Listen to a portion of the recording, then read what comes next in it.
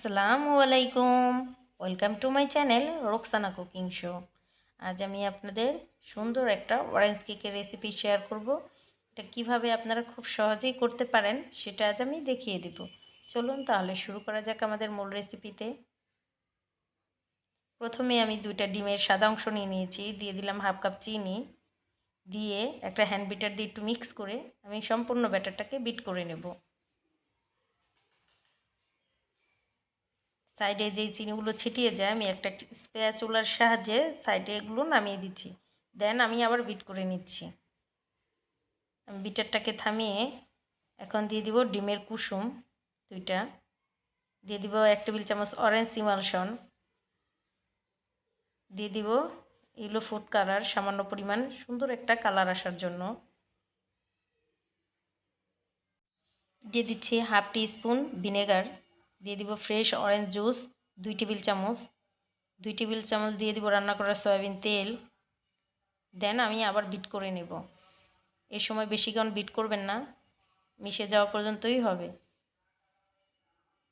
সাইডের অংশগুলো নামিয়ে একটু মিক্স করে নিচ্ছি।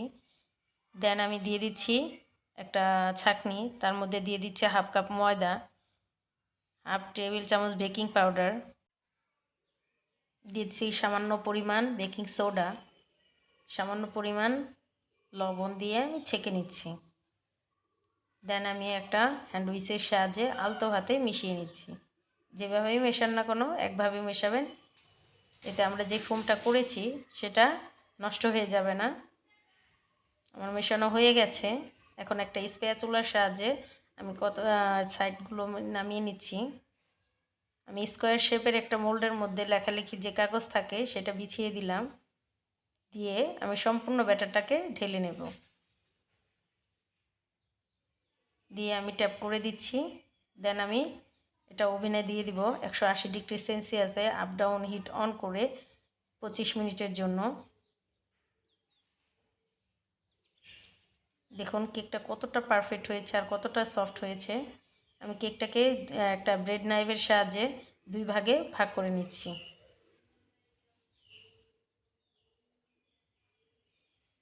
আমি একটা প্লেটের মধ্যে সামান্য পরিমাণ হুইপ ক্রিম দিয়ে দিচ্ছি।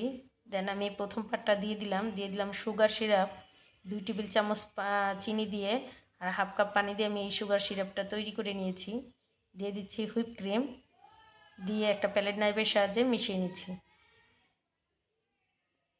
দিয়ে আমি দ্বিতীয় পার্টটাও দিয়ে দিচ্ছি সুগার সিরাপ, দিয়ে দিব cream, Vivo liquid whip cream.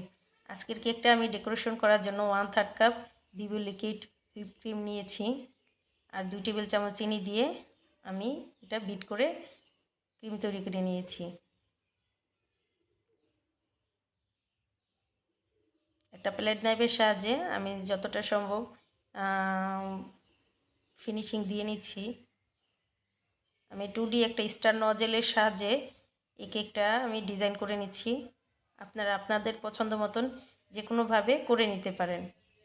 মাঝখানে আমি ইয়েলো ফুড কালার দিয়ে এই শেডটা তৈরি করে নিয়েছি। আমি 2 ভাবে করে নিয়েছি আর নিচে বর্ডারটাও দিয়ে দিয়েছি। এতে কেকটা দেখতে আরও সুন্দর আরও আকর্ষণীয় লাগবে। কেকটা কেমন হয়েছে অবশ্যই আমাকে কমেন্ট করে জানাবেন। আর যারা এখনও আমার চ্যানেলটাকে সাবস্ক্রাইব করেনি অবশ্যই আমার চ্যানেলটাকে সাবস্ক্রাইব করবেন। আল্লাহ হাফেজ।